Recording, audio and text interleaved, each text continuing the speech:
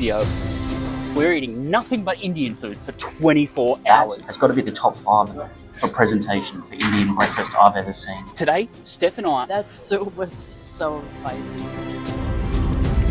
are putting a spotlight on the best Indian food that we can find in Amsterdam. That deserves to be in a museum. That was one of the most gorgeous dishes I've ever laid my eyes on. We want to highlight some of the more unique Indian restaurants that we've been able to discover in this beautiful city and show them to you. Steph, are you ready? I'm so ready. Let's get the fridge on the road. First, let's back up.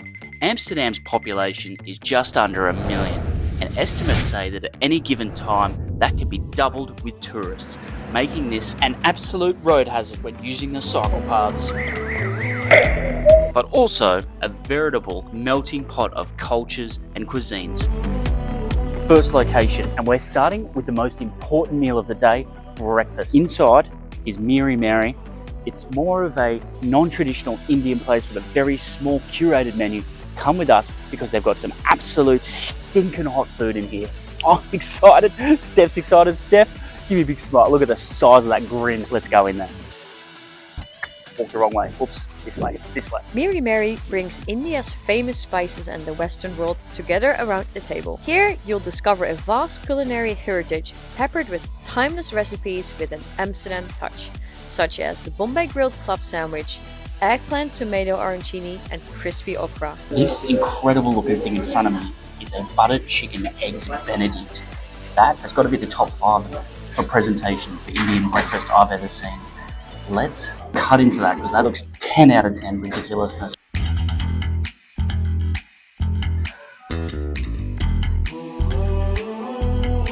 When I say I love big sloppy buns, this is what I mean. The beautiful orange fragrant buttered chicken drenching the diced chicken tikka, carefully laid out over a fresh and ever so sweet brioche, was one of the most memorable brunches for a long time. We couldn't wait to try Steph's next. The only vegan option on the menu, it is steamed rice cakes, a lentil stew, and a mango chutney. And I'm starving, and I'm gonna have a bite. This dish is called idli sambar, a South Indian breakfast meal where soft, fluffy steamed rice cakes known as idli are served with sambar, a vegetable lentil stew. The stew and rice cakes are complemented with a side of coconut chutney and a mix of Miry's magic spices. It was a great start of the day. That was Miry. Let us know in the comments what you thought of that. We had a great time. I need to make some space because we're gonna go to the next Indian place and that is gonna be unbelievable. You will not believe what they serve there, so stay tuned. Next place is RASOI, another hidden Indian gem where experience is central. You see that back in dishes as well as the presentation, the restaurant.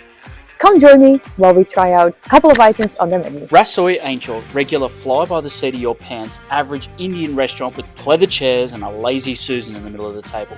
This elegantly appointed restaurant is well known for their cocktails and street food menu, which is exactly how we started off. We've just sat down at RASOI and our food's about to come. Cannot wait. This is some of the most unique food I've seen on an Indian menu ever in my life. The first dish to arrive was the Party Chaat, a note that isn't the name of an Indian hip-hop artist. It's this beautiful, colourful dish served on a crunchy bed of crackers, topped with rich, fragrant yogurt, tamarind, chutneys, red onions, and of course, the omnipresent Indian spice. Combination of sweet, spice, and texture made this a must-try. That deserves to be in a museum. That was one of the most gorgeous dishes I've ever laid my eyes on. Next up, mancha soup is an Indo-Chinese style soup made with mixed vegetables, garlic, ginger, soy sauce, ground pepper, green chili peppers, and served with crispy fried noodles. Its rich, savory broth infused with aromatic spices creates a warm and comforting sensation. Yep, it was delicious, but it had me breathing fire. That soup was so spicy. The beast in my belly wasn't content with street snacks. Next on the menu was a mutton Lahori gosht. Fat, tender pieces of mutton cooked with rich cashew onion gravy and seasoned with almond chunks. And what the actual fuck?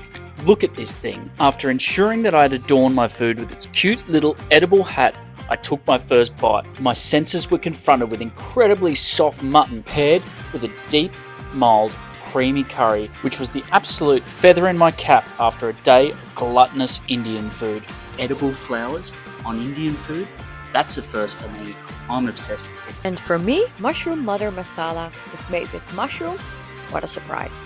Green peas, onions, tomatoes, spices, herbs, and in my case, it was complemented by fresh roti bread. The tender mushrooms soak up the rich, flavorful gravy, making every bite a burst of deliciousness. This is my new favorite. Exceeded expectations. That was amazing. There was some sort of competition going on to get into the Louvre or the Van Gogh Museum. They were works of art. They were beautiful. There was edible flowers. That was insanity. That was RASOI. Let's take it to some conclusions and we'll let you know what we thought of the Indian food in this beautiful city. That's it. We just finished 2 Indian restaurants. We got a little takeaway bag because we're fat little pregnaris. Which one looked better than you? Like, subscribe, cash up, donate. But just thanks for watching. That's all we care about. 200 subs. We're fucking loving this shit. Let's go. Ciao. Bye.